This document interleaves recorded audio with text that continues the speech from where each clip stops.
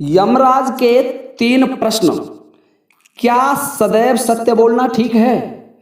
क्या कभी सत्य बोलना भी अधर्म हो सकता है? क्या कभी झूठ बोलना भी धर्म हो सकता है? तो आइए श्रोताओं, यमराज द्वारा दिए गए 3 प्रश्नों के जवाब आज हम आपकी सेवा में लेकर के उपस्थित हैं।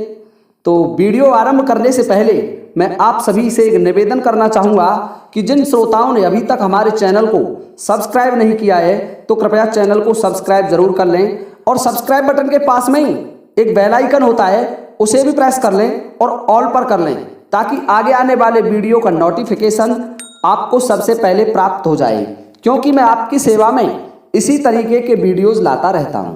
तो आइए श्रोताओं, आज का वीडियो आरंभ करते हैं। एक समय की बात है कि कुछ विद्वान ब्राह्मणों और कुछ महान ऋषियों ने एक धर्म सभा का आयोजन किया। धर्म पर चर्चा होने लगी। उस सभा में हर विद्वान धर्म की व्याख्या करने लगा, अलग अलग तरीके से अपने मत रखने लगे।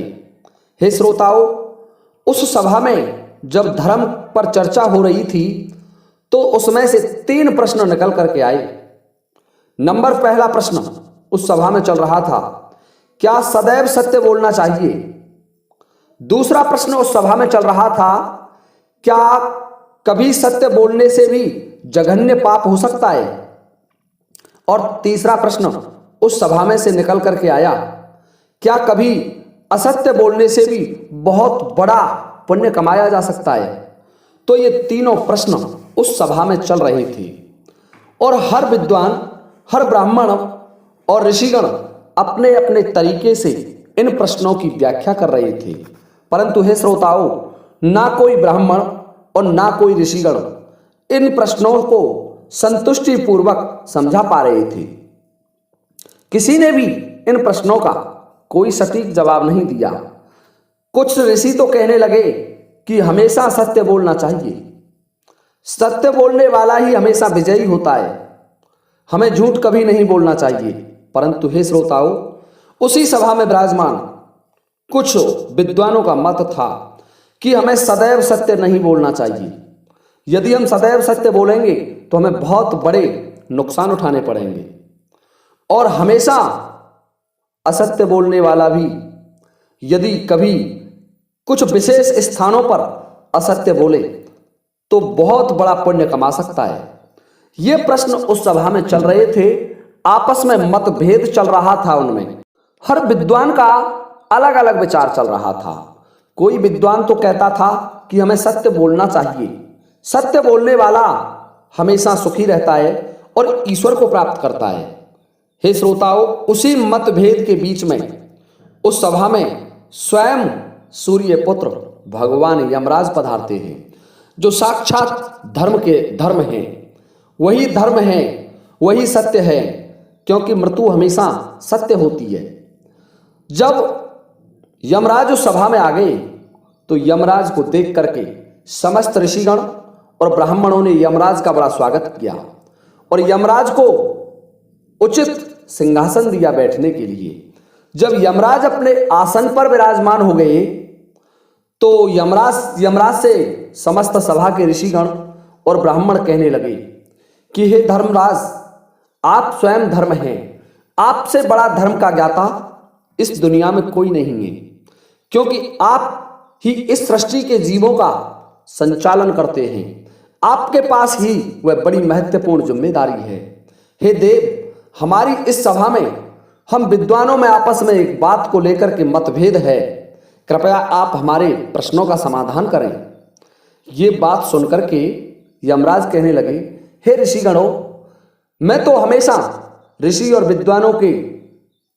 विद्वानों का सम्मान करता हूं। बताइए आपके क्या प्रश्न हैं, आपकी क्या शंकाएं हैं, मैं उनका समाधान अवश्य करूंगा।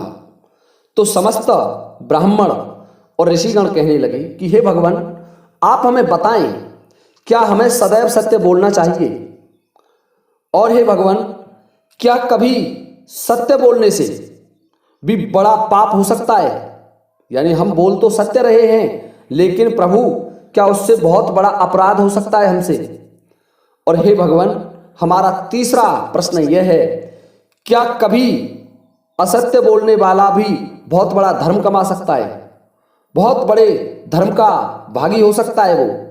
तो ये बात सुनकर के यमराज कहने लगे कि हे विद्वानों, हे ऋषिगणों, तुमने मुझसे आज ऐसे जटिल प्रश्न पूछे हैं जिनकी व्याख्या करना हर आदमी के बस की बात नहीं है, हर कोई उनकी व्याख्या नहीं कर सकता। परंतु ध्यान से सुनो ऋषिगणों, मैं इसके लिए तुम्हें एक कथा सुनाता हूं। यमराज उस धर्म सभा में एक कथा सुना रहे हैं। यमराज कहने लगे कि देखिए, एक समय की बात है, एक गांव में दो व्यक्ति रहा करते थे। एक व्यक्ति हमेशा सत्य बोलता था, वो कभी झूठ बोलना चाहता ही नहीं था, चाहे उसके प्राण क्यों ना निकल जाएं, लेकिन वह व्यक्ति कभी झूठ नहीं बोलता था। और उसी गांव में एक दूसरा व्यक्ति रहता था जो बहुत बड़ा झूठा था। वो हमेशा असत्य बोलता रहता था, कभी झूठ के अलावा वो सत्य बोलना जानता ही नहीं था। एक ऐसा व्यक्ति भी रहा करता था। दोनों उस गांव में रहते थे।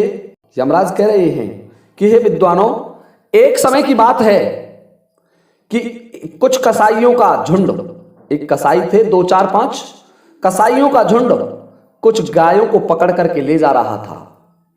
गाय चली जा रही थी और कसाई उन गायों को निर्ममता पूर्वक मार रहे थे, उन पर लाठी बरसा रहे थे और गाय छूटने के लिए छटपटा रही थी। वो कसाई उन गायों को लेकर के जा रहे थे। उन कसाईयों को उसी गांव में, जिसमें वह झूठ बोलने वाला और सत्य बोलने वाला रहता था, उसी गांव में सांझ हो जाती है, रात्रि हो जाती है। तो कसाईयों ने विचार किया कि इन गायों को यहां बांध दिया जाए। तो वो कसाई गायों को बांध करके बैठे हुए थे कि गाय छूटने के लिए छटपटा रही थी, क्योंकि कसाई उन पर बड़ा निर्मम अत्याचार कर रहे थे। हे श्रोताओं, जब उन गायों ने जोर लगाया तो गाय के खूंटे और रस्सियां टूट गईं। जब रस्सियां टूट गईं तो गाय वहां से दौड़ लगाने लगी, भागने लगी। बंधन मुक्त होते ही गाय तेजी से प्राण बचाने के लिए इधर उधर भागी। अब उन कसाईयों ने उन गायों को पकड़ने के लिए उनके पीछे दौड़ लगाना आरंभ कर दिया। हे श्रोताओं, अब सुनिए ध्यान से। एक गाय दौड़ी चली जा रही थी और उसके पीछे 2 कसाई पड़ रहे थे।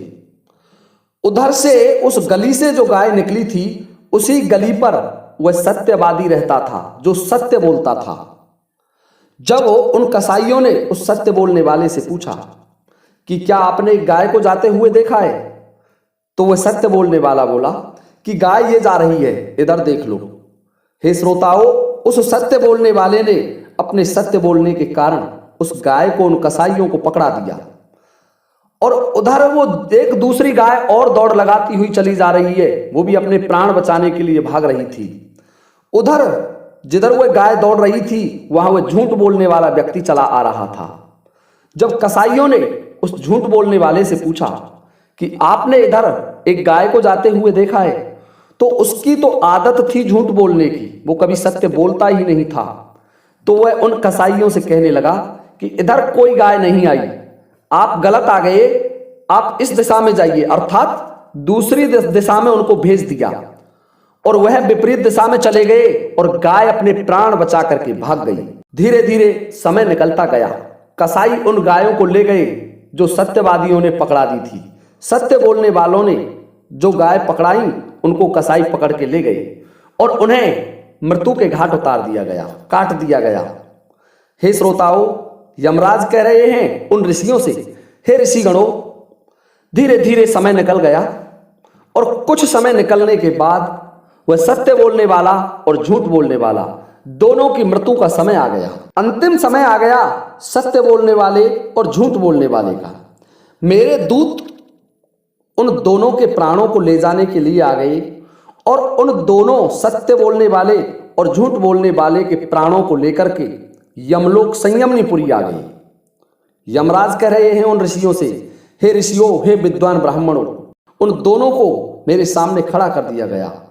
कह रहे थे यमराज कि जब मैंने उनको देखा और चित्रगुप्त को बुलाया कि चित्रगुप्त, इन दोनों के कर्मों का लेखा जोखा बताओ, तो चित्रगुप्त बताने लगे कि हे भगवान, जो ये व्यक्ति आपके सामने खड़ा है इसने हमेशा सत्य बोला है, परंतु इससे बड़ा जघन्य पाप करने वाला भी संसार में कोई नहीं है।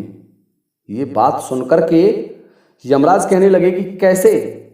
कि भगवान, ये तो एक बड़ा गौ हत्यारा है, इसने गाय की हत्या की है। इसने तो कसाईयों को प्राण बचाने के लिए, गाय भाग रही थी उसे पकड़ा दिया। ये तो बहुत बड़ा अधर्मी है, बड़ा पापी है। ये बात सुनकर के यमराज मन में विचार करने लगे और दूसरे चित्रगुप्त ने कहा कि हे भगवान, इस व्यक्ति ने हमेशा असत्य बोला, कभी ये सत्य बोलता ही नहीं था, परंतु भगवान ये बड़ा धर्मात्मा है, ये तो बड़ा गौ रक्षक है, इसने तो गायों की रक्षा की है।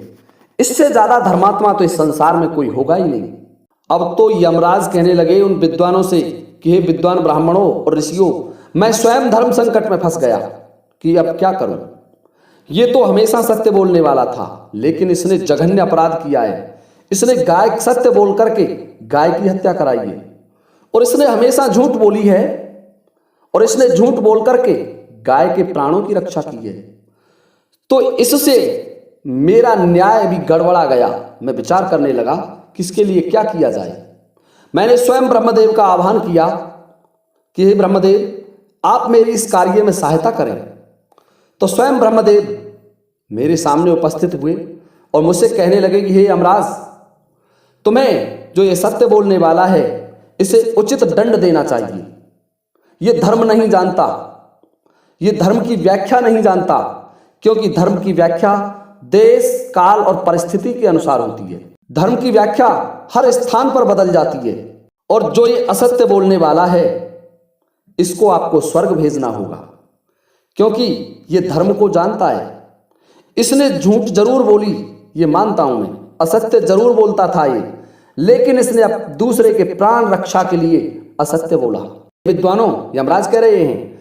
इतना कहकर के ब्रह्मदेव अंतर्ध्यान हो गए, और मैंने उन दोनों असत्य बोलने वाले और सत्य बोलने वाले को उचित उचित स्थानों पर भेज दिया। सत्य बोलने वाले को नरकगामी और असत्य बोलने वाले को स्वर्ग में भेज दिया। ये बात सुनकर के वो सभी विद्वान ऋषिगण कहने लगे, तो क्या भगवान हमें सत्य नहीं बोलना चाहिए? तो यमराज कहने लगे, मैंने ये नहीं कहा आपसे कि आप झूठा बन जाएं, आप हमेशा असत्य बोलें, लेकिन जो धर्म है उसकी व्याख्या आप ध्यान से सुनिए। धर्म की व्याख्या देश, काल और परिस्थिति तीनों के अनुसार बदलती है।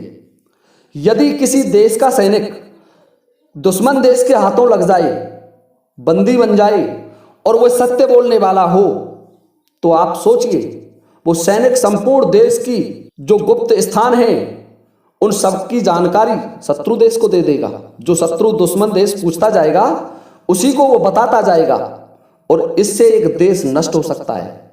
देश की आजादी को, गरिमा को बहुत बड़ा खतरा हो सकता है। इसलिए हमेशा सत्य बोलना भी सही नहीं होता।